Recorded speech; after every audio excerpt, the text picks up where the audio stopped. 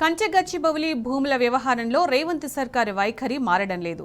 చెట్ల నరికివేతపై సుప్రీంకోర్టు మొట్టికాయలు వేసినప్పటికీ నిమ్మకు నీరెత్తినట్టు వ్యవహరిస్తోంది. ధ్వంసం చేసిన చోట మొక్కలు నాటేందుకు ఎలాంటి చర్యలు తీసుకోవడం లేదు. పైగా మొక్కలు నాటామని సుప్రీంకోర్టుకు అబద్దాలు చెబుతోంది. ఈ క్రమంలో వర్సిటీ విద్యార్థులు స్పందించారు. రేవంత్ ప్రభుత్వంపై తమకు ఏమాత్రం నమ్మకం లేదంటున్నారు. మొక్కలు నాటేందుకు కమిటీ ఏర్పాటు చేయాలని కోరారు. మరింత సమాచారం మా ప్రతినిధి రంజిత్ అందిస్తారు.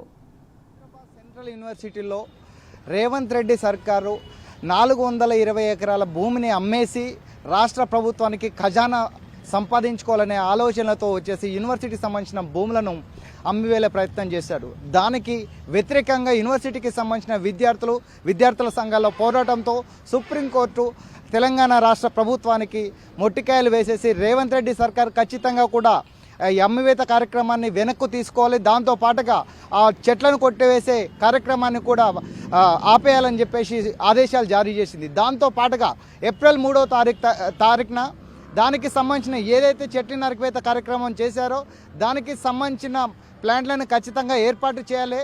ప్రభుత్వానికి సంబంధించిన అటవీ శాఖ వాళ్ళు కావచ్చు, మరి దాంతోపాటు ప్రభుత్వ అధికారులు ఖచ్చితంగా కూడా పర్యావరణాన్ని కాపాడాలంటే మొక్కలు నాటే కార్యక్రమాన్ని చెప్పాలి. ఏ విధంగా పునరుద్ధరిస్తారో అనేది కూడా దానికి వివరణ ఇవ్వాలని చెప్పేసి కోరారు. కానీ ఇప్పటి వరకు దాదాపు నెలన్నర అవుతున్నా కూడా ఎలాంటి కార్యక్రమం చేయలేదు, ఒక్క చెట్టు కూడా ఏర్పాటు చేయలేదు.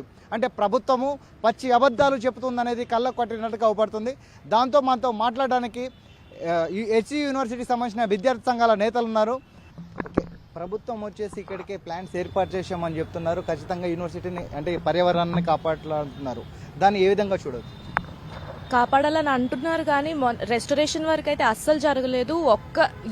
ఎంత ఫాస్ట్గా అయితే జేసీబీలు తీసుకొచ్చి 2 రాత్రుల్లో అది ఎలాగ అయితే క్లీన్ చేశారో అంతే ఫాస్ట్గా ఇన్ని నెలలు అవుతున్నా సరే, సుప్రీంకోర్టు ఇంటర్వ్యూని అయినా సరే కూడా ఒక్క చెట్టు కూడా నాటిన పరిస్థితి లేదు. అంటే దీన్ని చూసుకుంటే ఎట్లా ఉందంటే రియల్ ఎస్టేట్ మీద ఆయనకున్నంత శ్రద్ధ, దాన్ని అమ్మేయడం, చెట్లు నరికివేయడం మీద ఉన్నంత శ్రద్ధ రేవంత్ గారికి తిరిగి దాన్ని మళ్ళీ సుప్రీంకోర్టు చెప్పినప్పటికీ కూడా దాన్ని తిరిగి మళ్ళీ ప్లాంట్ చేసి రీప్లాంట్ చేయడం కానీ ఇది అక్కడ రెస్టరేషన్ యాక్టివిటీస్ మాత్రం ఏమీ జరగట్లేదు. పైగా సుప్రీంకోర్టులో మేము చేస్తున్నామని చెప్తున్నారు. ఇది మాకు చాలా ఇబ్బందికరంగా ఉంది. ఎందుకంటే అది మీరు చూసారు, పైగా స్టూడెంట్స్ మీద ఎన్నో కేసులు వేశారు. చదువుకునే స్టూడెంట్స్ అప్పుడు అది ఆ వెకేషన్ టైంలో ఇలా ఎందుకు జరుగుతుందని ప్రశ్నించినందుకు మమ్మల్ని మేము అడ్డుకుంటున్నాము అన్న దీంతో మా అందరి మీద కేసులు వేసి ఎఫ్ఐఆర్లు వేశారు. ఇప్పటికీ కూడా ఆ సుప్రీంకోర్టు ఇంటర్వ్యూన్ అయ్యి వాళ్ళకి తిరిగి ఇలా చేయొద్దు అని చెప్పినప్పటికీ కూడా ఇంకా ఎఫ్ఐఆర్లు తీయలేదు స్టూడెంట్స్ పైన. ఇది దీన్ని మేము చాలా ఖండిస్తున్నాం. మేమైతే ఖచ్చితంగా స్టూడెంట్స్ మీద ఉన్న ఎఫ్ఐఆర్లన్నీ త్వరగా తీసేయాలని చెప్పి డిమాండ్ చేస్తున్నాం. బ్రదర్ చెప్పండి, ఇప్పటికే రాష్ట్ర ప్రభుత్వం వచ్చేసి ప్లాంట్స్ ఏర్పాటు చేస్తాం, ఖచ్చితంగా కూడా పునరుద్ధరిస్తామని చెప్పేసి ఉంది. దానిపైన వచ్చేసి మీకు నమ్మకం ఉందా? మీరు ఫస్ట్ పోరాటం చేసినప్పటి నుంచి కూడా మేము చెప్పేది ఒకటే, అక్కడ ఏంటంటే అక్రమంగా తీసుకుంటున్నారు. అక్కడ 400 ఎకరాల భూమిలోకి ఒక డజన్ల బుల్డోజర్లు వచ్చాయి. అక్కడ ఉన్న పర్యావరణాన్ని మొత్తాన్ని డిస్ట్రాయ్ చేస్తున్నారనే ఫస్ట్ రోజు నుంచి మేము చెప్పుకుంటూనే వచ్చాము. ఈవెన్ నిన్న సుప్రీంకోర్టులో కూడా మీరు అక్కడ డిస్ట్రిబ్యూషన్ వర్క్స్ చేయండి అని చెప్తే వాళ్ళ తెలంగాణ గవర్నమెంట్ ఏంటంటే మేము ఆల్రెడీ స్టార్ట్ చేశాము అని చెప్పి అబద్ధాలు చెప్పడం జరిగింది. అసలు ఈ రోజు వరకు కూడా అది ఒక డిస్ట్రాయ్ అయిన స్పాట్లో ఒక్క చెట్టును కూడా నాటిన పరిస్థితి లేదు. మేము ఆ రోజు కూడా మేము ఎప్పుడైతే ఆ రోజు పోయి మేము పోరాటం చేసిన రోజుల్లో కూడా మేము అక్కడ పోయి ఎందుకు అక్కడ ఏం జరుగుతుంది అని మేము అడిగితే కుట్రపూరితంగా 3 రోజుల్లో హాలిడేస్లో ఉన్న టైంలో వచ్చి అక్కడ మీరు డిస్ట్రాయ్ చేశారని మేము అడిగితే మా విద్యార్థులపైన పోలీస్ కేసులు ఎఫ్ఐఆర్లు పెట్టి మమ్మల్ని ఇబ్బంది పెట్టడం జరిగింది. అప్పుడే లేని నమ్మకం మాకు ఇప్పుడు వాళ్ళు ఏదో చేస్తారని మాకు నమ్మకము లేదు. మాకు విద్యార్థులందరం కలిసి కూడా పర్మిషన్ ఇస్తే డెఫినెట్గా మా విద్యార్థులందరూ కలిసి కూడా మేము ఆ ప్లాంటేషన్ డ్రైవ్ పెట్టి డెఫినెట్గా చేస్తామని అనుకుంటున్నాం. మా గవర్నమెంట్ పైన అయితే నమ్మకం అయితే లేదు. ప్రభుత్వము ఇదైతే ఈ ప్లాంట్స్ అనేది నరికివేత చేసిర్రు అదంతా కూడా అధికారులు చేశారు తప్ప ప్రభుత్వానికి ఎలాంటి సంబంధం లేదంటారు. ఈ ఎంత డ్యామేజ్ జరిగిందని చెప్పి ఒక ఎకలాజికల్ అసెస్మెంట్ సర్వే జరగాలి. ఆ సర్వే జరగలేదు. తర్వాత మా ఇంట్రెస్ట్ తోటి ఎంత డ్యామేజ్ జరిగిందని చెప్పి మేము ఒక సర్వే చేసినాం. ఆ సర్వేలో దాదాపు ఒక 1000 చదరపు మీటర్ల వైశాల్యంలో దాదాపు 216 చెట్లు మేము ఐడెంటిఫై చేయగలిగినాం. ఆ చెట్లు ఆ లెక్కన ఒక 102 ఎకరాలలో దాదాపు 70,000కు పైగా చెట్లు ఉన్నాయని చెప్పి మేము అనుకుంటున్నాం మా సర్వే ప్రకారం. సో 70,000 పైన చెట్లు వాళ్ళు నాశనం చేసినారు. ఆ 70,000 చెట్లని ఎట్లా పునరుద్ధరించారో మాకు చెప్పాలి. మీరు ఏ చెట్లను నాటుతున్నారో కూడా మాకు చెప్పాలి. మీ రిస్టోరేషన్ ప్లాన్ ఏంటి? కేవలం జస్ట్ వచ్చి మియావాకి ప్లాంటేషన్ స్టైల్లో మిగతా ఏరియాలో గత సంవత్సరం చేసినారు. దాదాపు 300 ఎకరాల అటవీ భూమిని నాశనం చేసి మొక్కలు నాటే పేరుతోటి ఇది కేవలం ఒక 5-6 రకాలకు సంబంధించిన మొక్కలను మాత్రమే నాటి ఇది అటవీ భూమి కాదు, ఇది అటవీ మొక్కలు కాదు ఇక్కడ పెరుగుతున్నవి అని చెప్పే ప్రయత్నం వాళ్ళు విఫలంగా చేసినారు. సో అందులో భాగంగానే ఈ 400 ఎకరాలకు సంబంధించిన డ్యామేజ్ కూడా ఇక్కడ చేయబోయారు. అది 100 ఎకరాలతో వాళ్ళు ఇప్పుడు సరిపెట్టుకున్నారు సుప్రీంకోర్టు ఇంటర్వెన్షన్ తోటి. మేము సుప్రీంకోర్టుకు లేదంటే హైకోర్టుకు మేము ధన్యవాదాలు చెప్తున్నాం. అందులో భాగంగా ఇక్కడ విజిల్ బ్లోయర్స్ లేదంటే ఇక్కడికి పోరాడుతున్న విద్యార్థులకు మా సంఘీభావం కూడా తెలియజేస్తున్నాం.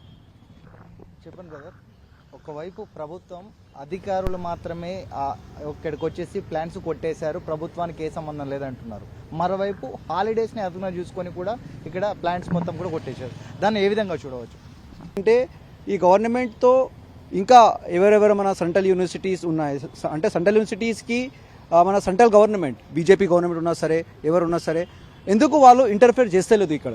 ఎందుకంటే మన ఉన్న వైస్ ఛాన్సలర్ రిజిస్ట్రార్ వాళ్ళ ఎందుకు ఈ స్టేట్ గవర్నమెంట్గా సపోర్టివ్గా ఉంది? ఎందుకు యూజీసీ చైర్మన్ మామిడాలా ఇందులో ఇంటర్ఫియర్ చేసి ఎందుకు ఈ ఉన్న like vice chancellor like registrar వాళ్ళకి ఎందుకు ప్రెషర్ చేస్తలేదు? ఎందుకంటే వేరే పాలసీస్ ఏమని స్టూడెంట్ యాంటీ స్టూడెంట్ పాలసీస్ ఉన్నా సరే వాళ్ళు కావాలి ఇంప్లిమెంట్ చేయించాలి అంటే వాళ్ళు తొందరగా ఫోర్స్ చేసి ఫండ్ కట్ చేపిస్తా అది చేపిస్తా అని ఫోర్స్ చేసి ఇంప్లిమెంట్ చేపిస్తారు వాళ్ళు.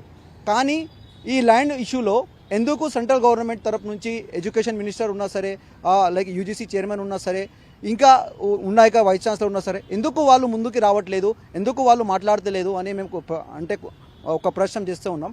మేము స్టూడెంట్స్ ఇక్కడ మొత్తం ప్లాంట్ సహాతో ఆ ల్యాండ్ మొత్తం యూనివర్సిటీ ఆఫ్ హైదరాబాద్కి చేతికి వాపస్గా ఇచ్చేసాలే.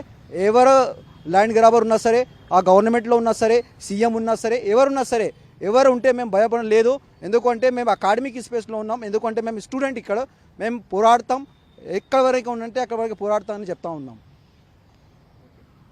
ఇప్పుడు హెచ్సియు భూములను కాపాడడం కావచ్చు, పర్యావరణాన్ని కాపాడడంలో ఒక విద్యార్థుల తరఫున అంటే భవిష్యత్ ప్రణాళిక ఏ విధంగా ఉండబోతుంది?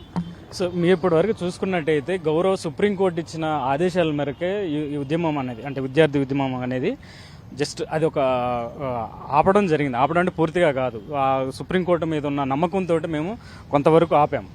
సో గవర్నమెంట్ కనుక యూనివర్సిటీ ఆఫ్ హైదరాబాద్ పేరు మీద 2,300 ఎకరాలు రిజిస్ట్రేషన్ చేయకపోతే 400 ఎకరాల్లో ఫారెస్ట్ని మళ్ళా అంటే ప్లాంటేషన్ చేయకపోతే ఈ ఉద్యమం ఇంకా ఉధృతం అవుతుంది. ఎందుకంటే 400 ఎకరాల కోసమే కాదు, 2,300 ఎకరాలు ఇందిరాగాంధీ ప్రభుత్వం యూనివర్సిటీ ఆఫ్ హైదరాబాద్ మీద ఇచ్చిన 2,300 ఎకరాలు రిజిస్ట్రేషన్ జరగకపోతే భవిష్యత్తులో కూడా ఈ 400 ఎకరాలు కాదు మిగతా ఎకరాలను కూడా ప్రభుత్వాలు కానీ లేకపోతే ప్రభుత్వ సంస్థల్లో ఉన్న వ్యక్తులు కానీ లేకపోతే ప్రైవేటు వ్యక్తులు కానీ దీన్ని కబ్జా చేసే అవకాశాలు ఎక్కువ ఉన్నాయి. కాబట్టి ఇదే డిమాండ్ మేము ఏదైతే ఫస్ట్ నుండి చెప్తున్నామో 2,300 ఎకరాల భూమిని యూనివర్సిటీ ఆఫ్ హైదరాబాద్ మీద రిజిస్ట్రేషన్ చేయించాలి, 400 ఎకరాల్లో ఏదైతే డిఫారెస్టేషన్ మీరు చేయాలని ప్రయత్నం చేశారో ఆ భూముల్లో కంపల్సరీగా ఈ ప్లాంటేషన్ జరగాలి. దానితో పాటు మీరు అంటే కొలాప్స్ చేసిన రాక్స్ కానీ అక్కడ ఉన్న స్థలాలు కానీ కొంచెం అభివృద్ధి చేయాల్సిన పరిస్థితి ఉంటుంది. వీటిని కనుక మీరు చేయకపోతే ఈ ఉద్యమం ఇంకా ఉధృతం అవుతుంది.